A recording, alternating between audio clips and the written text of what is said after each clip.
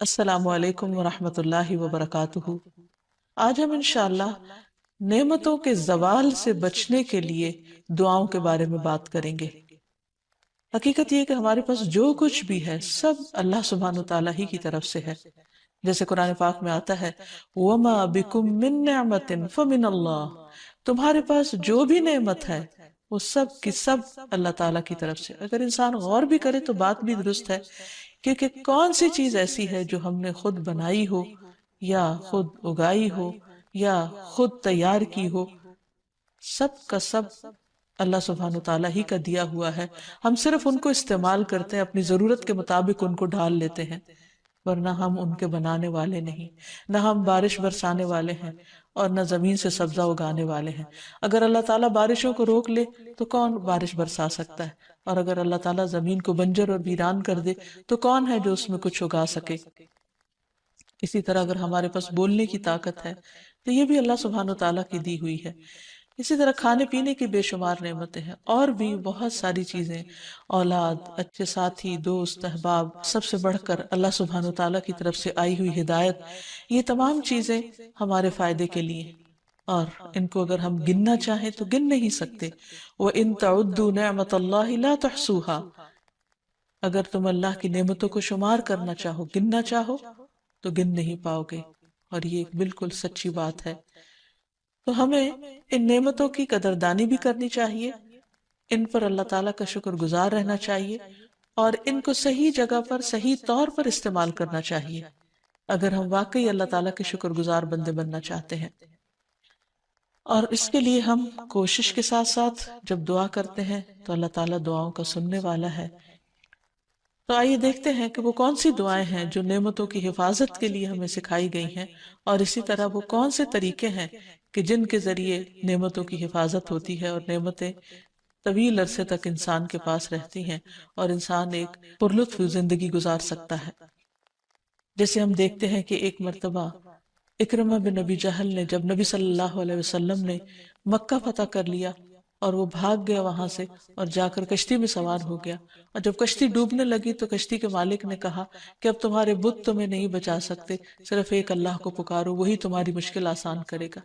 تو اس وقت اکرمہ کی آنکھیں کھل گئی کہ اگر اس وقت صرف ایک اللہ کو پکارنا ہے تو یہی وہ بات ہے کہ جو محمد ہمیں اتنے عرصے سے بتا رہے ہیں اور ہماری سمجھ میں نہیں آ رہی۔ تو بہرحال انہوں نے اس وقت اللہ تعالیٰ سے عہد کیا کہ اگر آج میں یہاں سے زندہ بچ نکلا تو میں محمد صلی اللہ علیہ وسلم کے پاس حاضر ہو کر اسلام قبول کر لوں گا۔ تو بہرحال انہوں نے اپنا عہد پورا کیا اور پھر اسلام کی بہت ساری خدمت بھی کی۔ تو اس میں ہم دیکھتے ہیں کہ انہوں نے ایک مرتبہ سچے دل سے اللہ تعالیٰ کو پکارا تھا اور ان کی پکار سن لی گئی، دعا قبول ہو گئی، اور ایک بہت بڑے طوفان سے وہ بچ نکلے۔ تو اسی طرح ہم میں سے ہر شخص کو اپنی زندگی میں ضرور اس بات کا تجربہ ہوتا ہے کہ وہ کہیں نہ کہیں مشکل میں مبتلا ہوتا ہے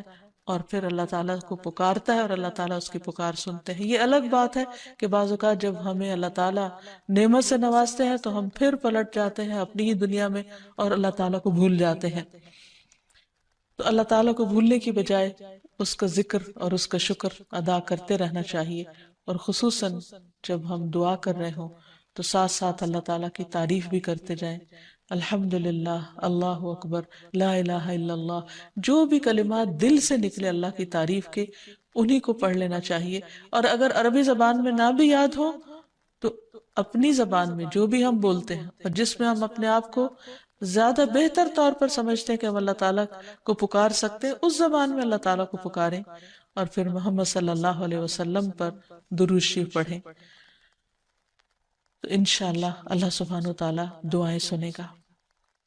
جہاں تک نعمتوں کے زوال کا تعلق ہے، یعنی نعمتوں کے ختم ہو جانے کا تعلق ہے،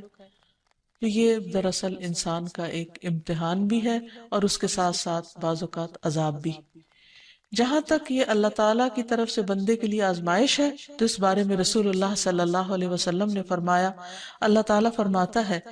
جب میں کسی مومن بندے کی محبوب چیز دنیا والوں میں سے اٹھا لیتا ہوں، پھر وہ ثواب کی نیت سے صبر کرتا ہے تو اس کا بدلہ جنت ہے۔ یعنی اللہ تعالیٰ بندے کو بڑا مقام دینا چاہتے ہیں تو اسے دنیا کی کسی نعمت سے محروم کر دیتے ہیں، لیکن اس وقت ضروری ہے کہ بندہ اللہ تعالیٰ کے فیصلے پر راضی ہو جائے، اس کی رضا پہ راضی ہو جائے۔ تو جو راضی ہوتا ہے اللہ تعالیٰ اس سے راضی ہو جاتا ہے، اور جس سے راضی ہو جائے رب، اس کے لیے پھر جنت ہی جنت ہے۔ پھر اسی طرح یہ ہے کہ بعض اوقات انسان کو ملنے والی نعمتیں جب لے لی جاتی ہیں تو وہ اس کے گناہوں کا کفارہ بن جاتی ہیں، کیونکہ بعض اوقات ہم اللہ تعالیٰ کی نعمتیں پا کر وہ شکر ادا نہیں کر رہے ہوتے یا اطاعت نہیں کر رہے ہوتے، تو اللہ تعالیٰ پھر وہ نعمت واپس لے لیتا ہے تاکہ بندہ ہوش میں آئے اور اللہ تعالیٰ کی عبادت کی طرف راغب ہو، جس کے لیے اللہ تعالیٰ نے انسان کو پیدا کیا ہے۔ پھر اسی طرح یہ ہے کہ بعض آزمائشوں پر صبر بہت بڑے اجر کا باعث بنتا ہے، جو عام طور پر انسان نہیں کر سکتا یا عام طور پر اتنا بڑا اجر حاصل نہیں کر سکتا۔ رسول اللہ صلی اللہ علیہ وسلم سے طاعون کے متعلق پوچھا گیا تو آپ نے بتایا کہ یہ ایک عذاب تھا جو اللہ جس پر چاہتا تھا بھیج دیتا تھا، لیکن اس امت کے مسلمانوں پر اللہ نے اسے رحمت بنا دیا۔ اب جو شخص طاعون کی بیماری میں مبتلا ہو اور اس شہر میں ثواب کی نیت سے صبر کرتے ہوئے رکا رہے اور یقین رکھتا ہو کہ اسے صرف وہی مصیبت آ سکتی ہے جو اللہ تعالیٰ نے اس کے لیے لکھ دی ہے، تو اسے شہید کے برابر اجر ملے گا۔ پھر اسی طرح ایمان والوں کے لیے، صبر کرنے والوں کے لیے نعمتوں کا جانا، تکلیفوں کا آنا، بیماریوں کا آنا، جہاں بہت بڑے اجر اور ثواب کی بات ہے، وہاں اللہ کے نافرمانوں کے لیے یہ عذاب بھی ہے، کیونکہ فرق یہی سے پتہ چلے گا کہ کون سی مصیبت کس کے لیے رحمت ہے اور کس کے لیے عذاب ہے، کہ جو آزمائش میں پڑنے کے بعد اللہ تعالیٰ کے قریب ہو جائے، اللہ تعالیٰ کی طرف جھک جائے، اللہ سے دعائیں مانگنے لگے، اپنے اعمال کی اصلاح کر لے، اس کے لیے آزمائش ایک نعمت ہے، یعنی اس کے لیے نعمت کا جانا بھی ایک نعمت ہے۔ اور جو شخص نعمت کے جانے پر، آزمائش کے آنے پر اللہ تعالیٰ سے ناراض ہو جائے اور اپنے رویے میں کوئی تبدیلی نہ کرے، اپنے اعمال کی کچھ اصلاح نہ کرے، تو وہ اس کے لیے عذاب ہی عذاب ہے۔ جیسا کہ ہم دیکھتے ہیں کہ آل فرعون کو اللہ تعالیٰ نے مختلف طریقے سے آزمایا۔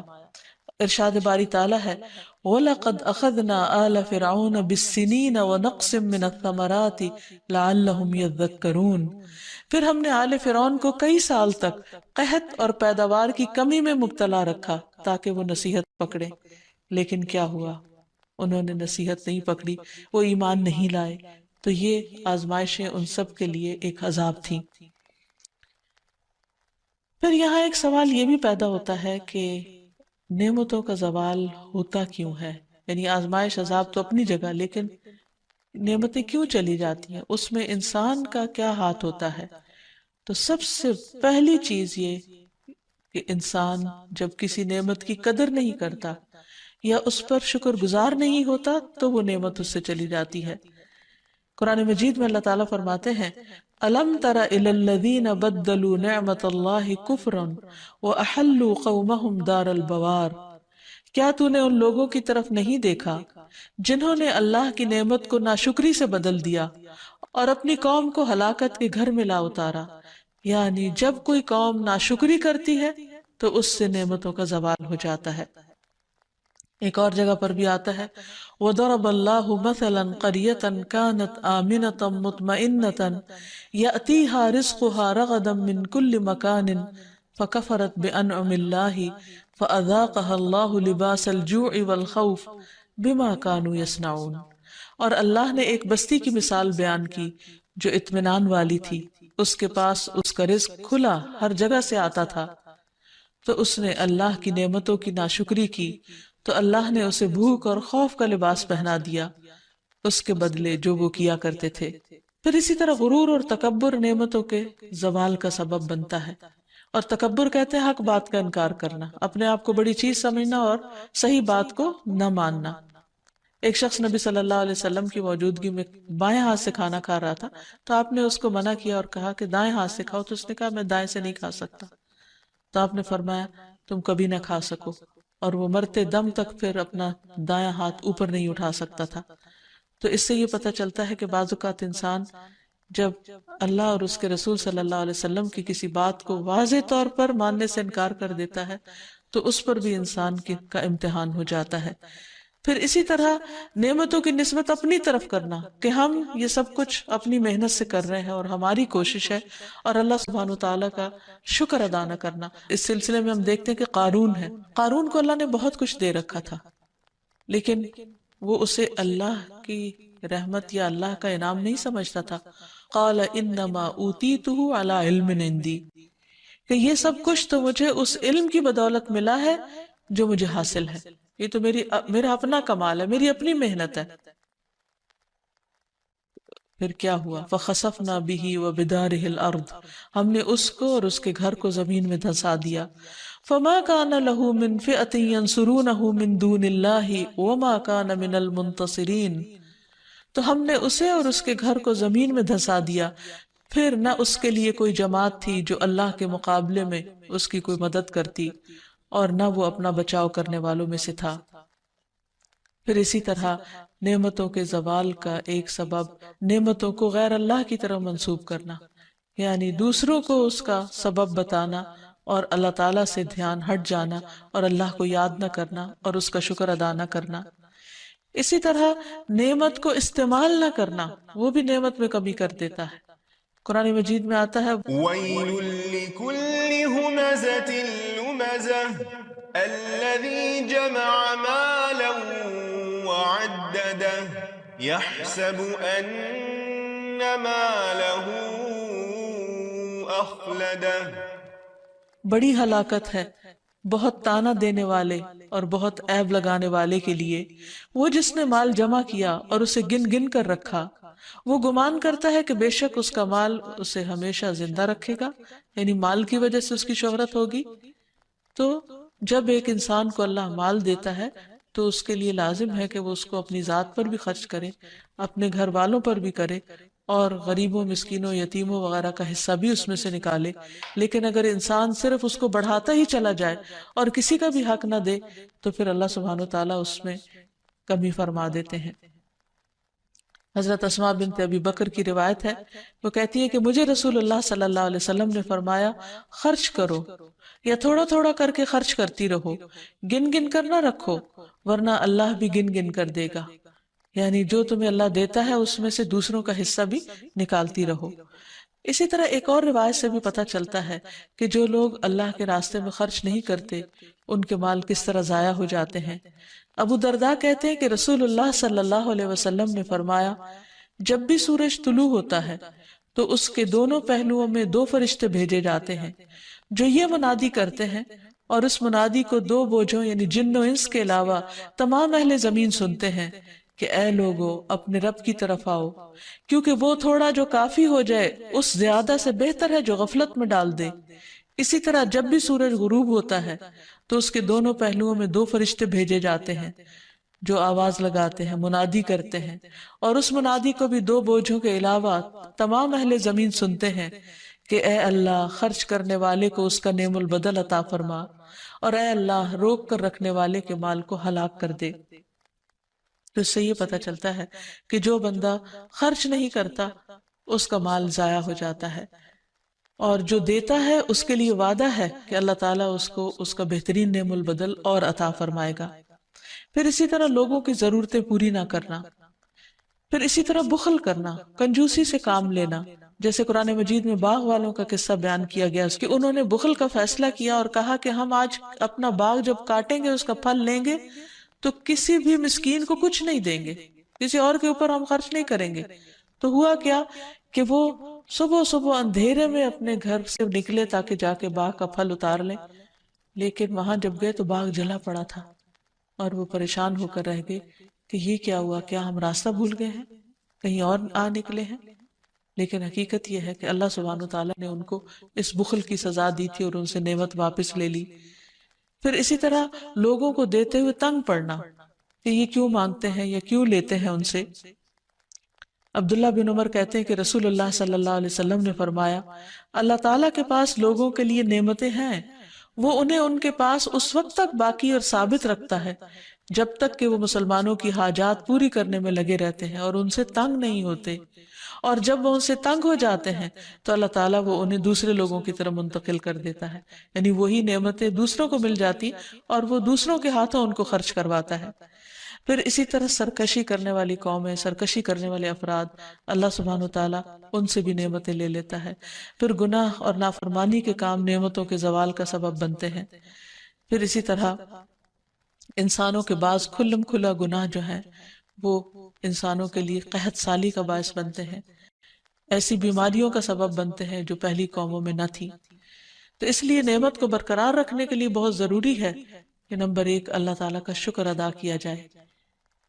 کیونکہ اللہ تعالیٰ کا وعدہ ہے لَإِن شَكَرْتُمْ لَأَزِيدَنَّكُمْ، اگر تم نے شکر ادا کیا تو میں اپنی نعمت تمہیں اور زیادہ عطا کروں گا۔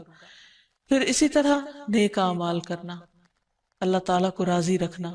جیسے اللہ تعالیٰ فرماتے ہیں اعملوا آل داود شکرا وقلیل من عبادی الشکور، اے داؤد کے گھر والو شکر ادا کرنے کے لیے عمل کرو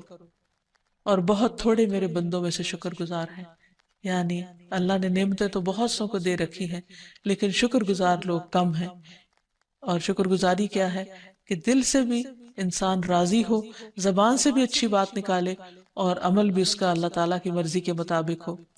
پھر والدین کے ساتھ نیکی اور صلہ رحمی کرنا، یہ بھی مال میں اضافے کا ذریعہ بنتا ہے۔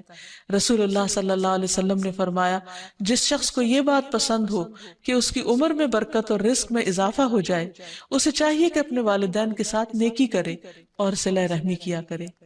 پھر اسی طرح مال کو خرچ کرنا، کیونکہ خرچ کرنے سے مال مزید بڑھ جاتا ہے۔ اللہ تعالیٰ فرماتے من ذا الذی یقرض اللہ قرضا حسنا فیضاعفہ لہ اضعافا کثیرا واللہ یقبض ویبسط والیہ ترجعون، کون ہے جو اللہ تعالیٰ کو قرض حسنہ دے تو اللہ اسے کئی گنا بڑھا کر زیادہ عطا کرے، اور اللہ ہی لوگوں کا رزق تنگ اور کشادہ کرتا ہے اور تمہیں اسی کی طرف لوٹ کر جانا ہے۔ یعنی جو لوگ اللہ کے راستے میں اپنا مال خرچ کرتے ہیں اللہ تعالیٰ ان کے مال میں کمی نہیں آنے دیتا، ان کے لیے رزق کے اور دروازے کھول دیتا ہے اور کئی گنا پہلے سے بھی زیادہ عطا کرتا ہے۔ نعمتوں کی حفاظت کے لیے ضروری ہے کہ انسان جہاں عملی تدابیر اختیار کرے وہاں اللہ تعالیٰ سے خوب دعا بھی کرے، اور اس سلسلے میں سب سے پہلے وہ دعا جو حضرت سلیمان علیہ السلام نے مانگی کہ رب اوزعنی ان اشکر نعمتک التی انعمت علی وعلی والدی وان اعمل صالحا ترضاہ وَأَدْخِلْنِي بِرَحْمَتِكَ فِي عِبَادِكَ الصَّالِحِينَ، اے میرے رب مجھے توفیق دے کہ میں تیری نعمت کا شکر ادا کروں جو تو نے مجھ پر اور میرے ماں باپ پر کی ہے، اور یہ کہ میں نیک عمل کروں جسے تو پسند کر لے، تو راضی ہو جائے، اور اپنی رحمت سے مجھے اپنے نیک بندوں میں شامل کر لے۔ تو اس لیے شکر کا ادا کرنا صرف ضروری نہیں بلکہ اس کی نیت، ارادہ اور اللہ تعالیٰ سے اس کی توفیق مانگنا بھی ضروری ہے، کیونکہ جب تک اللہ تعالیٰ توفیق نہ دے انسان شکر بھی ادا نہیں کر سکتا۔ پھر اسی طرح ایک اور بہت خوبصورت دعا ہے جو نبی صلی اللہ علیہ وسلم نے ہمیں سکھائی، اللہم انی اعوذ بک من زوال نعمتک وتحول عافیتک وفجاءۃ نقمتک وجمیع سخطک، اے اللہ میں تیری پناہ چاہتا ہوں اس بات سے کہ تیری کوئی نعمت چھن جائے یا تیری دی ہوئی عافیت پلٹ جائے، یعنی تو نے جو ہمیں امن و امان دے رکھا ہے وہ ختم ہو، یا کوئی ناگہانی عذاب آ جائے، اور تیرے تمام غصے ناراضگیوں سے تیری ہی پناہ چاہتا ہوں، کیونکہ جب انسان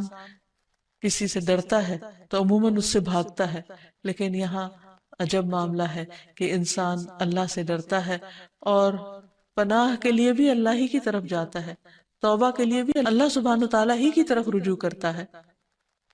رفاع زرقی سے مروی ہے، وہ کہتے ہیں کہ جب احد کے دن مشرکین منتشر ہو گئے تو رسول اللہ صلی اللہ علیہ وسلم نے فرمایا برابر ہو جاؤ تاکہ میں اپنے رب عز و جل کی ثنا کروں۔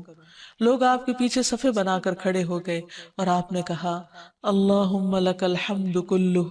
اللہم لا قابض لما بسطت ولا مقرب لما بعدت ولا مباعد لما قربت ولا معطی لما منعت ولا مانع لما اعطیت، اللہم ابسط علینا من برکاتک ورحمتک وفضلک وفضلك ورزقك اللهم إني أسألك النعيم المقيم الذي لا يحول ولا يزول اللهم إني أسألك النعيم يوم العيلة والأمن يوم الحرب اللهم أعوذ بك من سوء ما أعطيتنا وشر ما منعت منا۔ اے اللہ تیرے ہی لیے ہر قسم کی تعریف ہے، اے اللہ جو تو پھیلا دے اسے کوئی سمیٹنے والا نہیں، جو تو دور کر دے تو کوئی اسے نزدیک کرنے والا نہیں، جسے تو نزدیک کر دے تو اسے کوئی دور کرنے والا نہیں، جسے تو عطا کرے اسے کوئی روکنے والا نہیں، اور جس سے تو روک دے اسے کوئی دینے والا نہیں۔ اے اللہ ہم پر اپنی برکات، اپنی رحمت، اپنے فضل اور اپنے رزق کو پھیلا دے۔ اے اللہ میں تجھ سے ایسی نعمتیں مانگتا ہوں جو ہمیشہ قائم رہیں، تیری اطاعت میں حائل نہ ہوں اور نہ زائل ہوں۔ اے اللہ میں تجھ سے تنگی کے دن کی نعمت اور جنگ کے دن کے امن کا سوال کرتا ہوں۔ اے اللہ تیری پناہ میں آتا ہوں اس چیز کی برائی سے جو تو نے عطا کی، اور اس چیز کے شر سے جو تو نے ہم سے روک لی۔ اسی طرح انسان کو بدنی اور جسمانی نعمتوں کے بقا کے لیے بھی دعا کرنی چاہیے۔ اللہم عافنی فی بدنی، اللہم عافنی فی سمعی، اللہم عافنی فی بصری، لا الہ الا انت۔ اے اللہ مجھے اپنے بدن میں عافیت عطا فرما، اے اللہ مجھے اپنی سماعت میں عافیت عطا فرما، اے اللہ مجھے اپنی بصارت میں عافیت عطا فرما، تیرے علاوہ کوئی اور معبود نہیں۔ پھر اسی طرح ہر نماز کے بعد شکر ادا کرنے کی توفیق مانگنا۔ اللہم اعنی علی ذکرک و شکرک و حسن عبادتک۔ اے اللہ میری مدد کر اپنے ذکر اور شکر کرنے پر اور اپنی اچھی طرح عبادت کرنے پر۔ پھر اسی طرح سجدہ تلاوت میں بھی اللہ تعالیٰ کا شکر ادا کرنا۔ تو خلاصہ یہ ہے کہ اگر انسان یہ چاہتا ہے کہ اس پر نعمتیں باقی رہیں تو اسے نعمتوں کی قدردانی اور شکر کے ساتھ ساتھ اللہ تعالیٰ سے نعمتوں کے بقا کی دعائیں کرتے رہنا چاہیے، اور خصوصاً نبی صلی اللہ علیہ وسلم کی دعاؤں کو نہیں بھولنا چاہیے، کیونکہ آپ کو جامع کلمات عطا کیے گئے تھے اور آپ نے ہمیں بہت بہترین دعائیں سکھائی ہیں۔ اللہ تعالیٰ سے دعا ہے کہ وہ ہمیں ملنے والی نعمتوں کی حفاظت فرمائے اور دنیا اور آخرت میں آپ سب کو مزید نعمتیں عطا فرمائے۔ وآخر دعوانا ان الحمد للہ رب العالمین۔